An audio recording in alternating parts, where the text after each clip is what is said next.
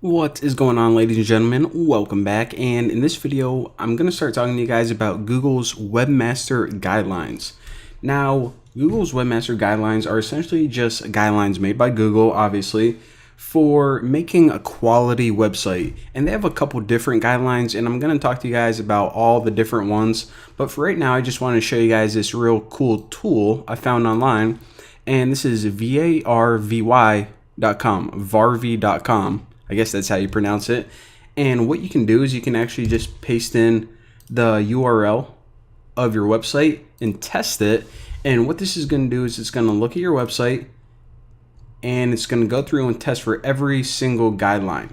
So this one's good, this one's good. Whenever you see an X, it's basically saying, hey, this website doesn't follow this guideline. So my website right now, it doesn't have a sitemap, and we'll talk a little bit about what that is, but essentially it's a really useful tool and it's free, so that's pretty cool. So as we can see, there's a bunch of different guidelines: robot.txt, a sitemap, make sure you have alt tags in your images, yada yada. So let's go ahead and break it down, and we'll just start with the very first one for this video, which is robots.txt. So basically, anytime you make a website, it should have a robots.txt file. Now, what this is it's basically a plain text file, and it goes in the root directory or right after the home directory of your website. So whenever you're making one, just go ahead and right click, new file, and just name it robots.txt. All right, so what the heck is this?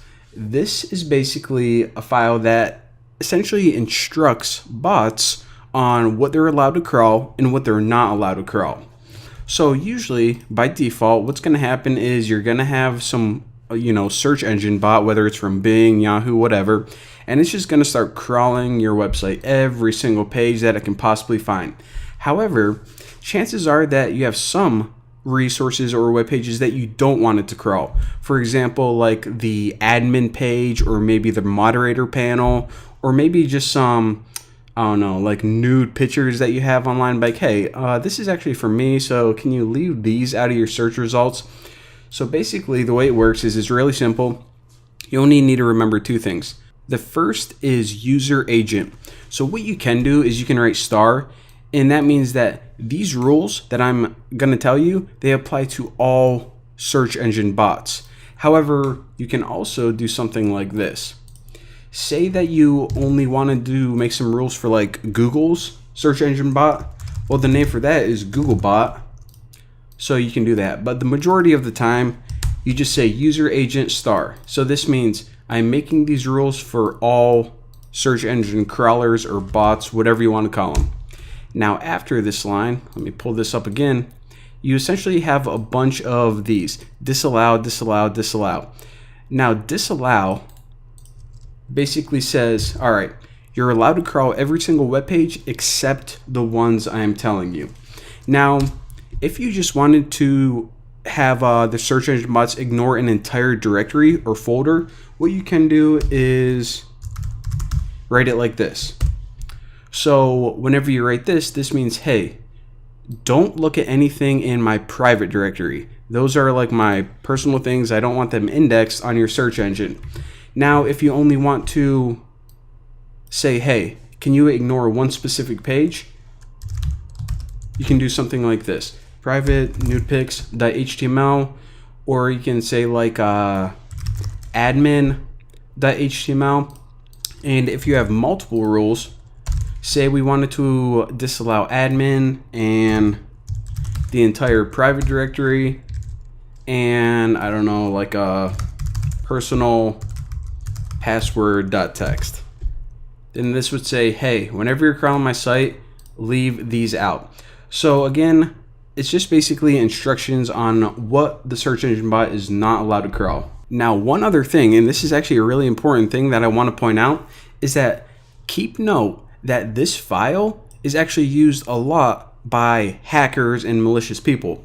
Why is that? Well, basically, whenever someone goes to your site, they say, I wonder if they got any, sensitive areas, any, web pages on here that they really don't want the public to know about. Well, what they do is they just look for a robots.txt file. And again, the majority of the time, this is just going to be used by search engines, but it's actually readable by anyone. So if they see a file or, some directory in here like passwords or database or, personal stuff, then they're pretty much just going to go to it. So again, make sure that you never upload any sensitive information.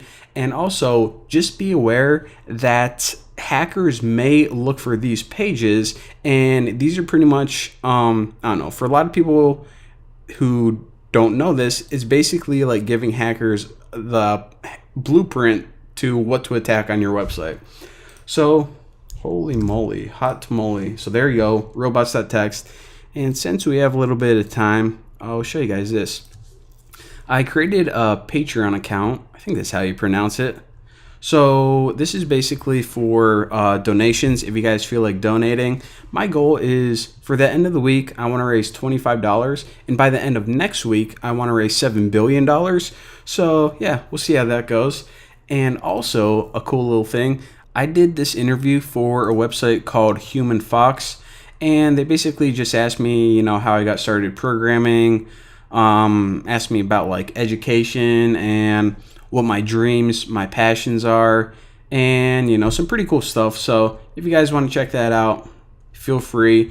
humanfox.com/capsule/Bucky. So there you go. We learned a little bit about robots.txt files, and in the next videos, we're going to be covering the rest of these guidelines. It's going to be sweet. So I'll see you guys next time.